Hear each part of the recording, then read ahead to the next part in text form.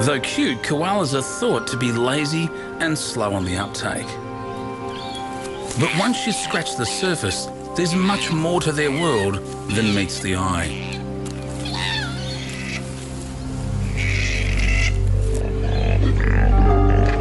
Communication, conflict and even deception occur inside the usually secret world of a koala colony. With that world becoming ever more fragmented from urban encroachment, it's a society that is now under threat. 200 years ago, millions of koalas lived across Australia's eucalypt forests. Today, an estimated 50,000 remain. There's a turf war going on, and the koalas are losing.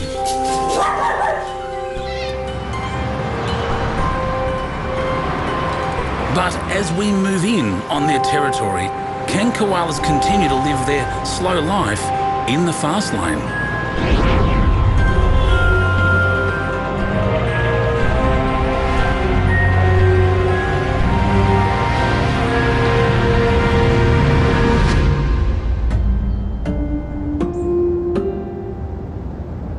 Brisbane is a rapidly expanding city.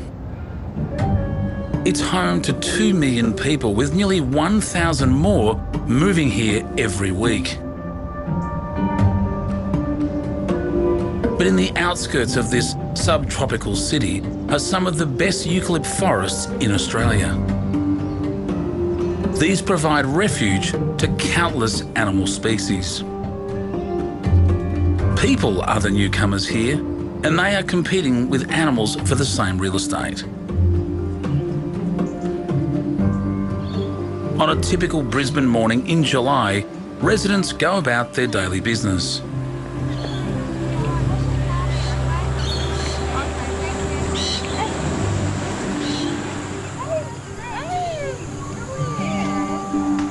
But the locals are unaware that a silent witness shares the suburbs.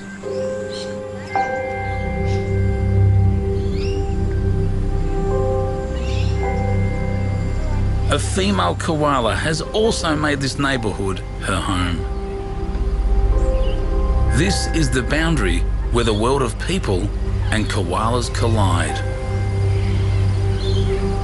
Inside these small urban pockets of forest, koala society can be a place of high drama.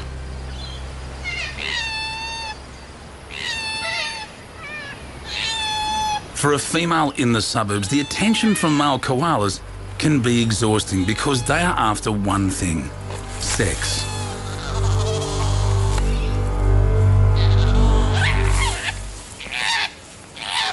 The female is not interested and does her best to reject the young upstart. When the alpha male sees her messing around with a rival, there's trouble.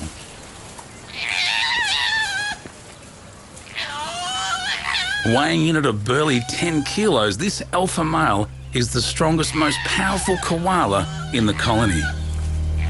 He has earned his place through sheer brute force.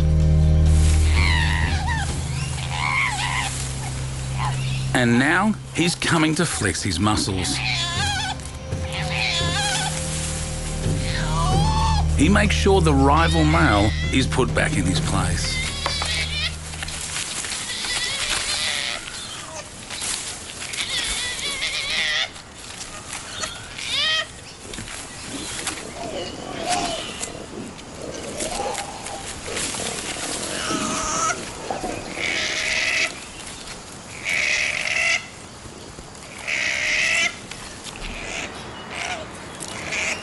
Asserting his dominance, he maintains the right to mate with this female. The loser retreats to the sidelines. Dominance can change quickly. It's a fine line between being today's alpha male and tomorrow's outcast.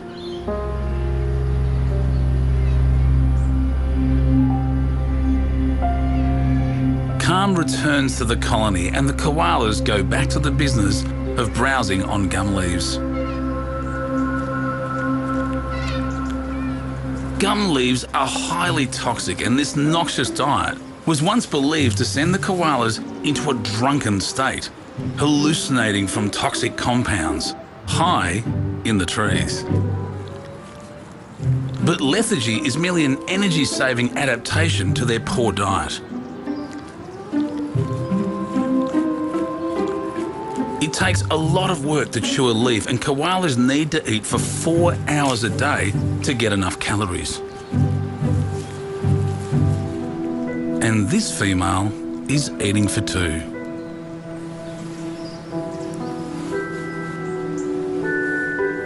Nestled in her pouch is a 6-month-old Joey who occasionally ventures outside.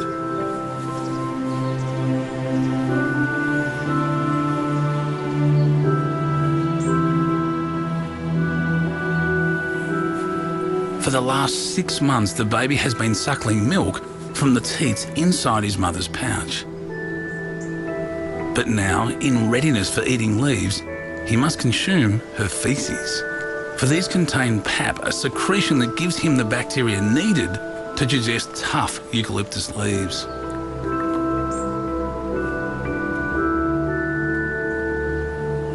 The Joey is keen to explore his new world.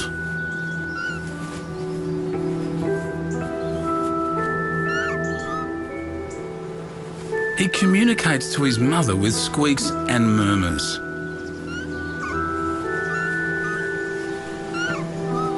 He will stay by her side until he's a year old. By then, he'll be smart to the ways of koala society and streetwise enough to navigate the suburbs. But for now, he must be content with hanging out on Mum.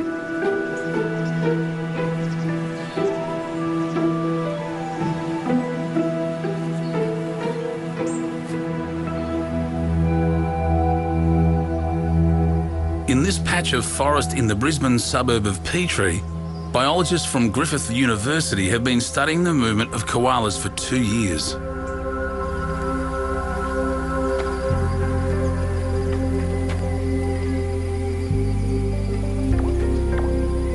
Catherine Dexter and David Black want to understand the social dynamics within a koala colony that's surrounded by the suburbs. We track the animals weekly, trying to get an understanding of how far they're moving and how they're interacting. One of the things that we're trying to do is capture more koalas and put collars on them to track their movements. Okay, that looks like we've got him. Let me just take a GPS. Yep, you check that. Can you just check some of the details for me? Yep. All right, so can you see the rump? Yep, the rump's good. So good? Okay. And can you see the coat? Yep. You know, yeah, the coat's fine, the eye's fine. Okay. Koala's very active. The next step is to snare this koala to add him to their study, so a team of expert catchers has been called in.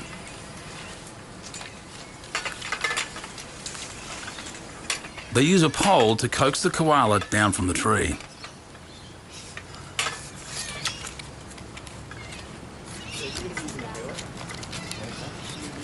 Yeah, I can pass it up to you. I'll bring him down. Bring him back to you. Yeah. Bring him down. Just bring it down. Beautiful. Okay, nice. Good, well done. Well done. Okay, quick. Hang on, put it over his head, put it over his head. Just right here. Okay. Nice work, Dave, nice work. Oh, good catch, Debbie. Well done on that branch. Nice, well done. Each and every one of our koalas, which is now over 70 for this project, have a full health check at the beginning. We give the animal a light sedative. So once it's asleep, we pop the new collar on. We collar koalas because we want to track them. When we catch them, we put either a VHF or a GPS collar on them, so they'll have every 4-hour fixes. And this gives us a really clear indication of how they're moving without having to track them every day.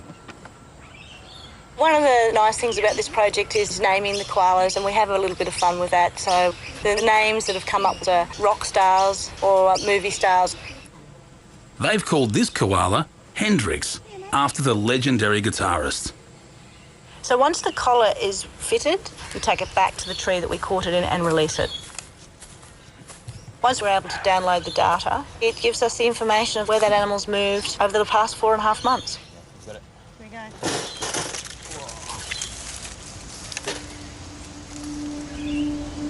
Good luck, fella.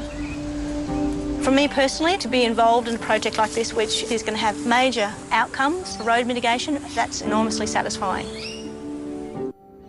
It's now September and change is in the air.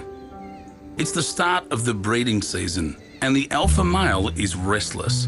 His testosterone levels are rising and he's staying close to the female. The rival male keeps his distance because he doesn't want another fight. But there's movement below. An outsider has entered the colony, so the alpha male decides to investigate.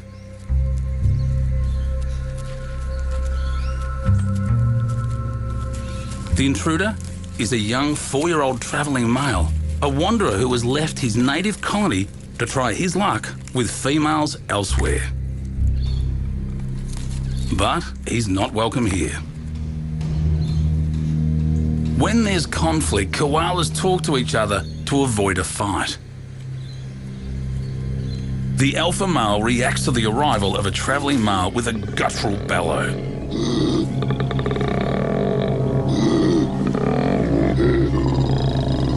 It's his way of saying, "I'm the boss, get out of my territory." And the intruder replies, "Yeah, make me." But the alpha male is having none of it. He bellows harder.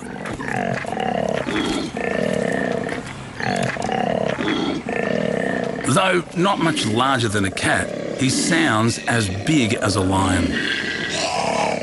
The intimidation tactic seems to have worked. The traveller decides to move on. But there's more than one male in this colony. These two males embark on a different form of communication.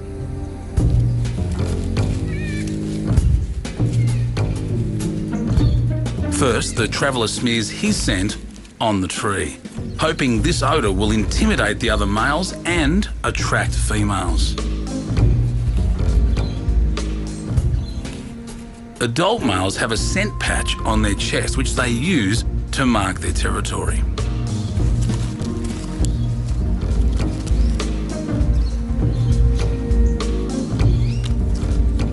The resident male replies by scent marking back.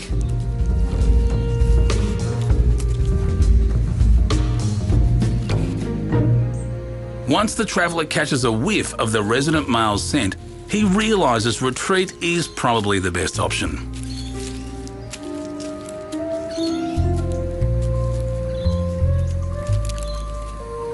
But travelling males don't give up easily, and as darkness descends on the forest patch, the traveller bides his time and prepares to mount a surprise attack. Under the cover of night, the travelling male returns to the colony to challenge the alpha male to a duel.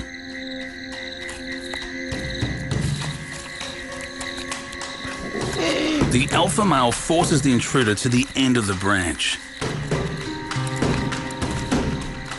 Far from cute and cuddly, the alpha male turns feral and the fur flies.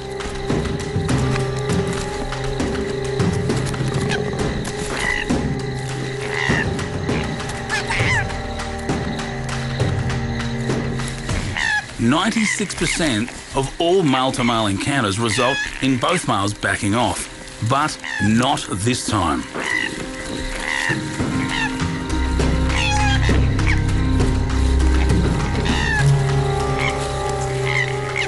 The intruder has no choice but to retreat to the end of the branch and accept he has lost this battle. The alpha male declares victory with an almighty bellow. He wants all the koalas in the colony to know he is still king.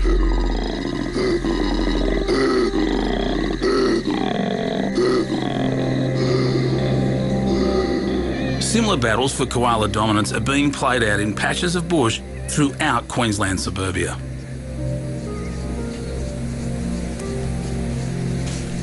The language of koalas had been a mystery until two biologists from the University of Queensland delved deeper into its meaning.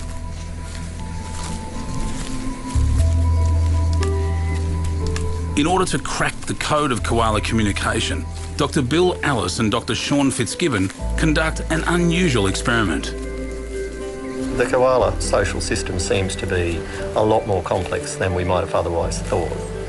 The question really was, who are koalas bellowing to? Are they advertising? Are they trying to ward other males off? What exactly is going on with koala bellowing? Yeah, we've got one, Bill, up here. We were attracted to this particular spot because we heard a bellow.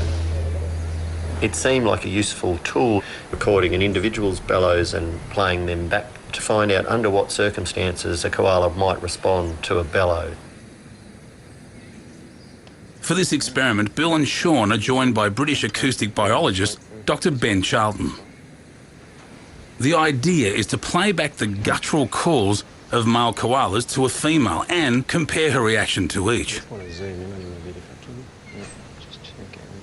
The first sound played is the bellow from a small male koala. This is going to be playback one, and it's going to be a small male.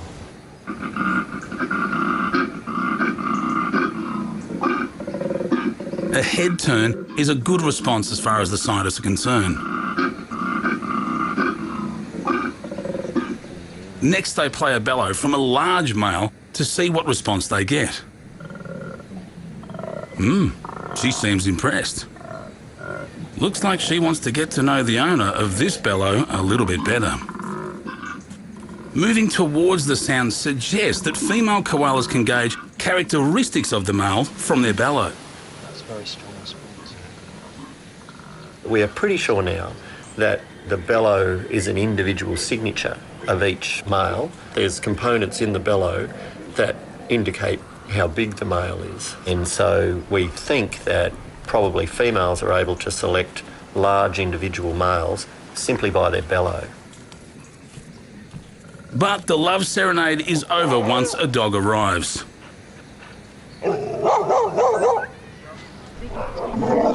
Self-preservation is more important than curiosity and romance. Koalas are found almost exclusively along Australia's east coast.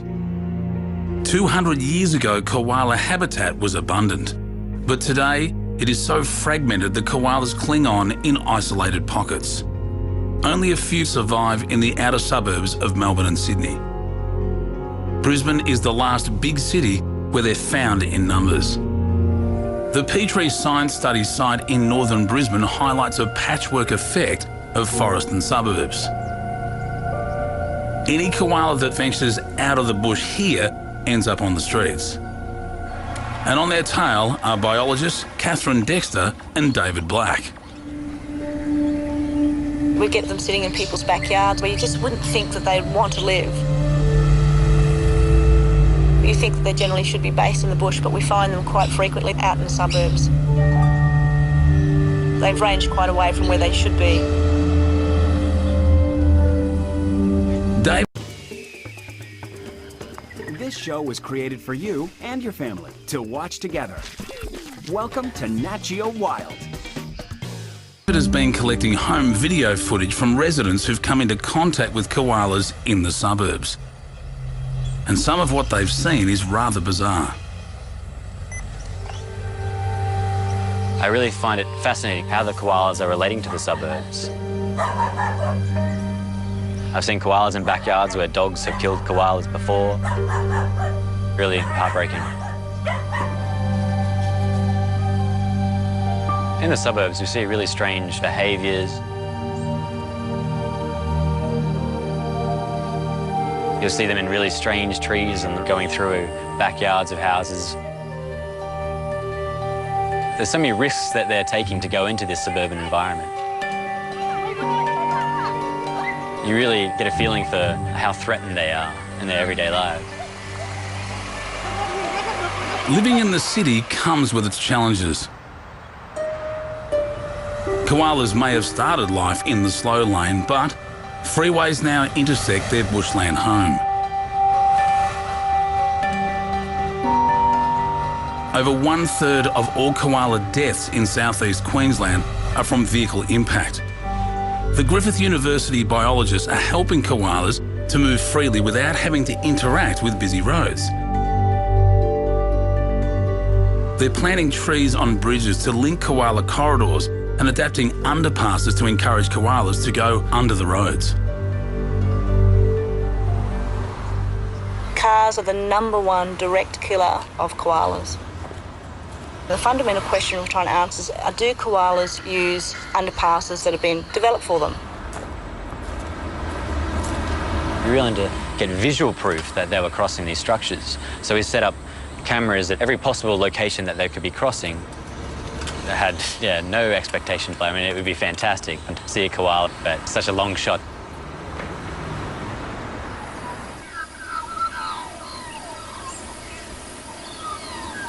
It's early morning in the colony and the koalas are in no hurry to join the rush hour. Mother and baby are enjoying their tucker. Now 9 months old, the joey spends much of its time eating gum leaves. He carefully sniffs each leaf and stalk to avoid the most toxic. Koalas have a keen sense of smell and are quite finicky about which leaves to eat. The joey still relies on his mother for milk and will regularly pop his head back in the pouch for a drink.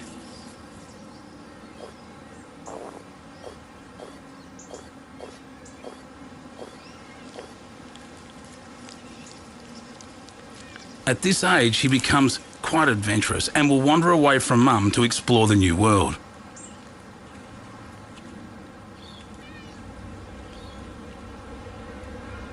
But there are many scary sights and sounds nearby.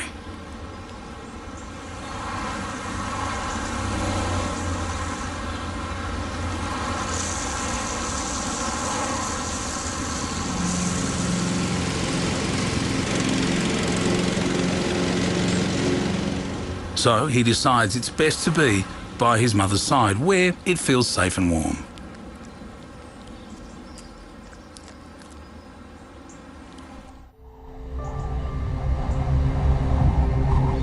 By late spring, storm clouds are brewing.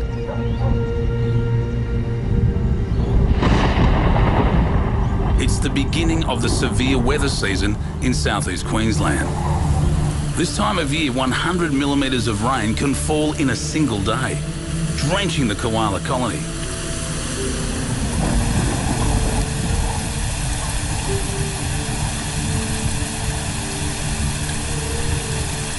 The fur on the koala's bottom is densely packed to provide a cushion for the hard branches and insulation from the wet and the cold. Once the rain stops, Mother and Joey need to eat to make up for lost time.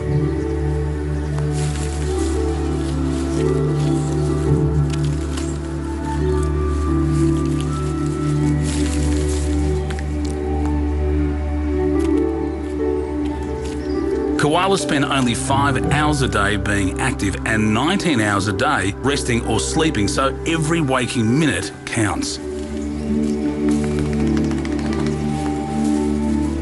Feeding is always the highest priority, come rain or shine.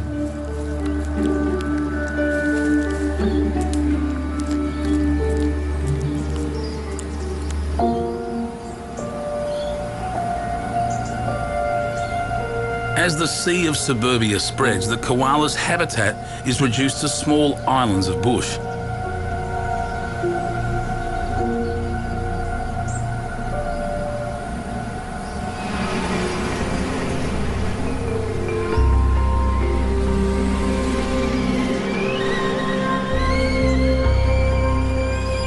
The travelling male will never experience the native bush that his ancestors knew. Instead, he will contend with all the stresses of living within the urban sprawl.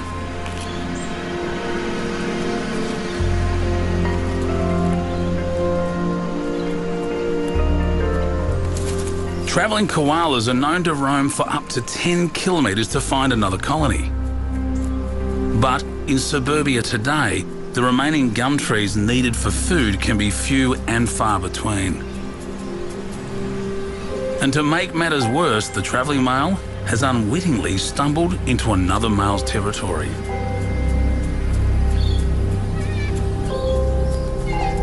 The resident male isn't keen on visitors at all.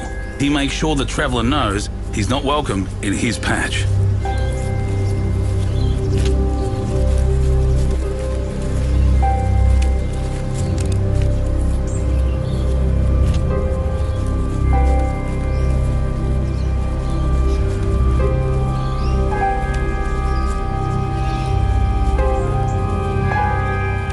The rules of the jungle still apply even in an urban jungle, and males must confront each other to sort out the pecking order.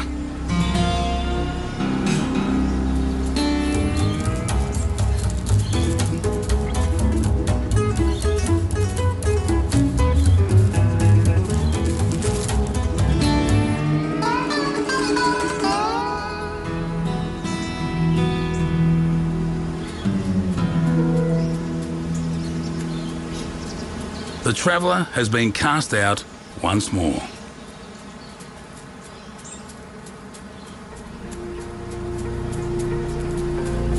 He crosses the creek to get away from the occupied territory. He's not particularly elegant in the water, as his body is actually designed for climbing trees, but he can dog paddle his way to safety. He's persistent for good reason. While alpha males dominate in size, chances are the traveller will find females by stealth, if he can sneak under the radar.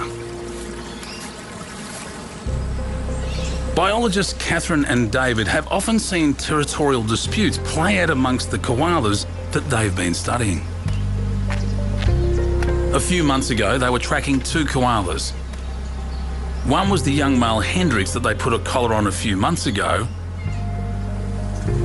and the other was an alpha male called James.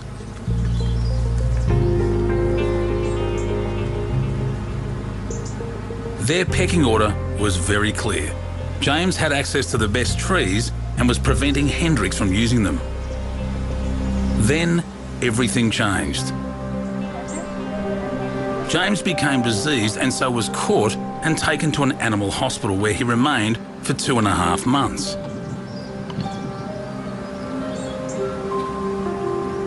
While James was absent, Hendrix took over his territory. When James was eventually released back into the wild, he was immediately pushed out of the forest by Hendrix and forced to live in the suburbs. The interesting thing is now Hendrix, who was the young challenger, was now sitting in trees where James had once sat. Obviously, James had to find somewhere else to go. He's had to cross quite a number of roads and negotiate fences, dogs, all sorts of things. It was only a couple of weeks ago and he was still sitting in that backyard. The significance of this discovery is that it shows how quickly colony dynamics change when a dominant male is removed or incapacitated by disease. And disease is something the biologists are seeing more and more of. Chlamydia, the predominantly sexually transmitted disease, is rampant in the koala populations across Queensland. Now it appears mighty Hendrix has succumbed. Are we going to try the other one now? Yeah, Sick one? We'll just go look at it first and then we'll see if it's... So when we find a diseased koala, we try our hardest to capture it as quickly as possible and get it to Australia Zoo Wildlife Hospital, because that will give it the best chance of surviving.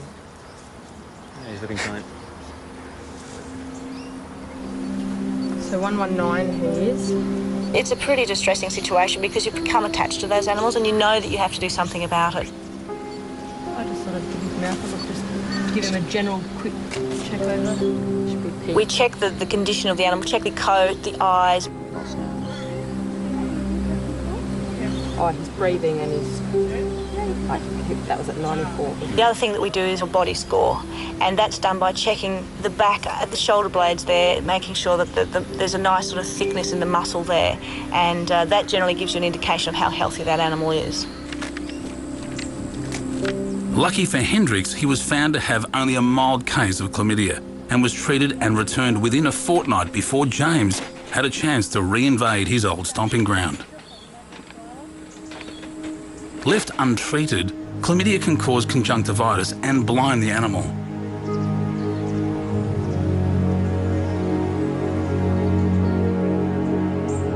It can also lead to wet bottom, a urinary tract infection that discolours the fur on the koala's rear. A new vaccine for chlamydia is being trialled, and it's hoped that this will reduce the spread of the disease. Chlamydia often spreads through the koala population by sexual activity.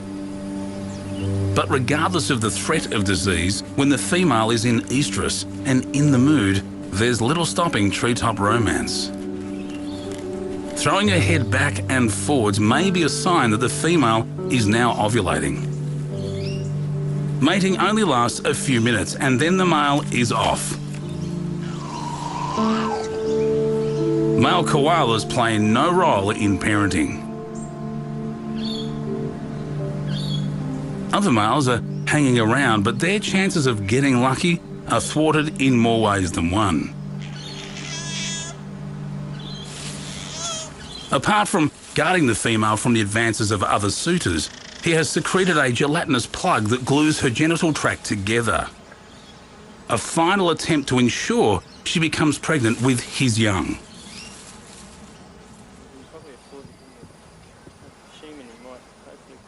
The breeding habits of koalas are being studied by biologists Dr. Bill Ellis and Dr. Sean Fitzgibbon. And recently they made an important discovery. The surprising thing that we found was that large resident males within the population were only siring about 50% of the offspring. You had these transient males that tended to come and go, and lo and behold, it was these transient males that were siring the offspring at our site. Yeah, so I wonder if the other boys know you're here, Hank. Yeah, a few pouch young around. He could be the proud owner of some of them. The transient or travelling male is important for maintaining genetic diversity, especially in areas where overcrowding and inbreeding occurs. This is one of the big problems for koalas in the suburbs. At Coomera on the Gold Coast, a new suburb has been built around a small remnant of bushland. In this forest patch, as many as 15 koalas live inside an area that would normally support only a few. Bill and Sean studied 6 of these koalas and followed their movements for 4 months to see how they were affected by overcrowding. Like Catherine and David's study, they found males were being pushed out of the forest and onto the surrounding streets. There's just not enough space in there for the koalas that need to live in this area. Now, if there's that many koalas crammed into a small area, they're under a lot more pressure, which explains why in some of these crowded, isolated fragments, we do see a lot of disease.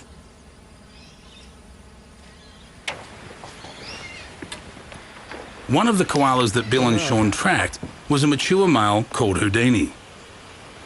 So this is where we were earlier. You can see he's definitely come through one of these fences.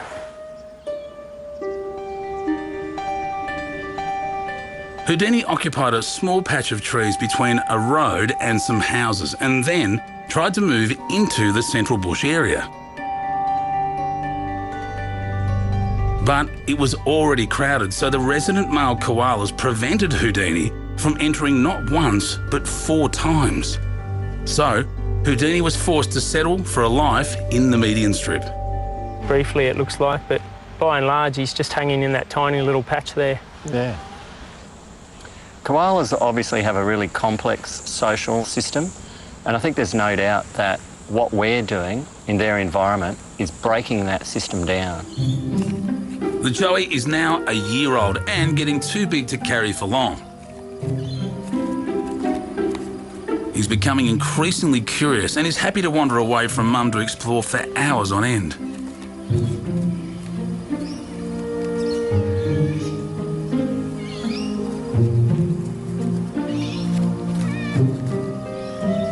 He's almost fully independent now.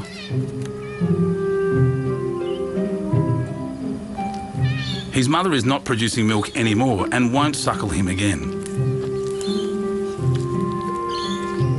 So he has to rely on gum leaves, but he's not yet that good at getting them down his throat.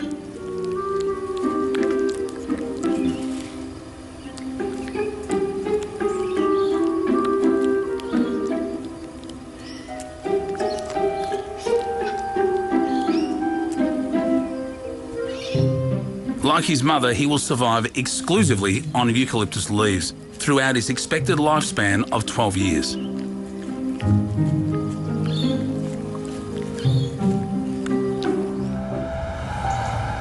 Four kilometres away from Petrie is the Bruce Highway. It's the main freeway in Queensland.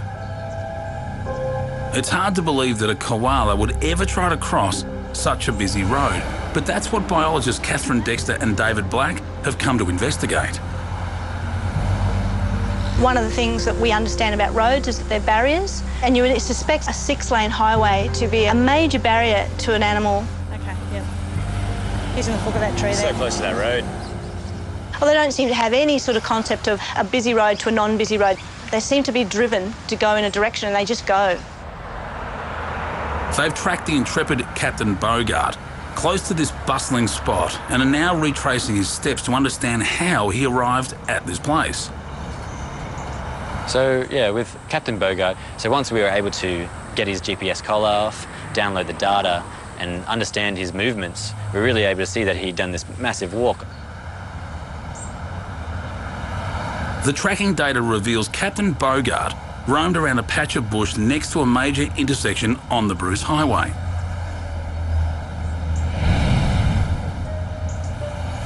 Then he went over a busy overpass going to and fro, crossing it no less than 5 times. But the travelling male's journey didn't end there. He walked along the highway for 1.5 kilometres, then did something no one believed was possible. He crossed the highway, all 6 lanes of it.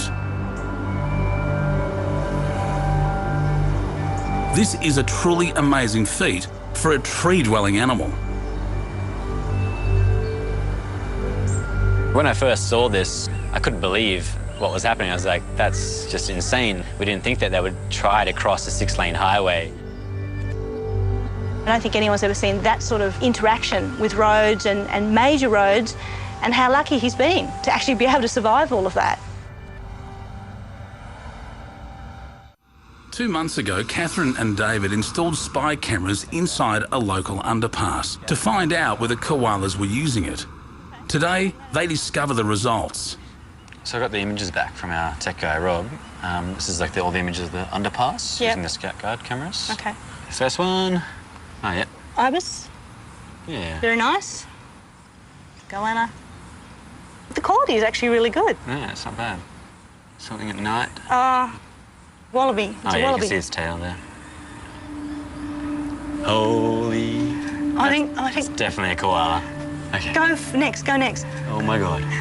This is amazing. You know what this means? I actually think we have got the first ever recorded pictures, of a koala using a retrofitted underpass. Now that we've actually had confirmation, we can start retrofitting other areas where we know koalas are crossing. The work that we've done is going to have some really long-term implications for koalas to allow them to be able to live in harmony with people.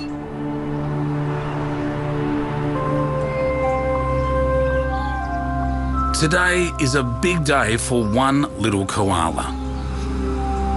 The Joey has reached the first stage of adulthood and is now 13 months old. His mother lets him know with a friendly bite that the time has come for him to stop relying on her.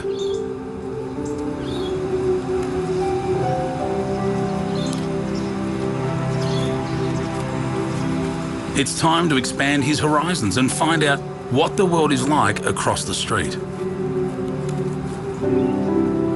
Mum watches as if to say goodbye.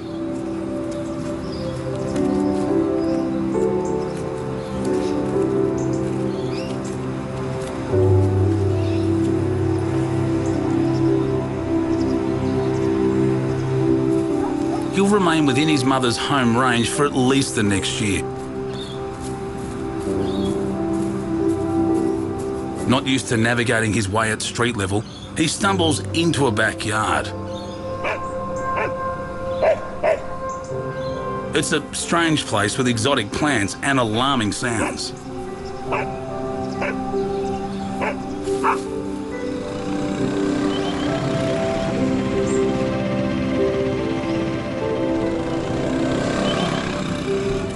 He heads for high ground.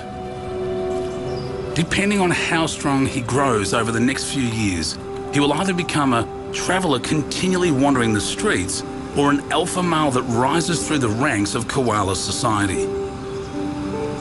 As long as there is still a colony in the neighbourhood for him to conquer.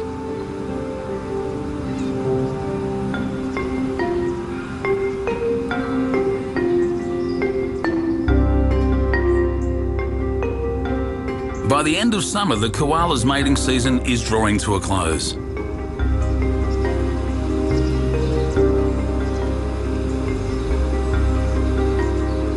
For 6 months, the males have been working out their place in the pecking order, and the prize is to mate with a female.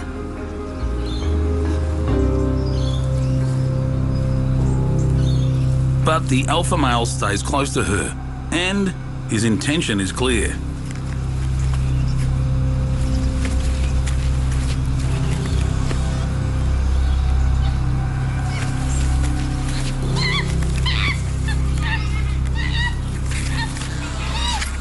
The tenderness between them is over.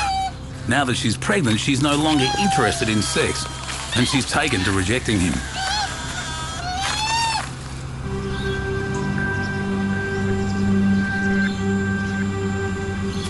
Against all odds, the travelling male has made it back to the colony. He senses the weakness in the alpha male and seizes the opportunity to challenge him for control of the domain.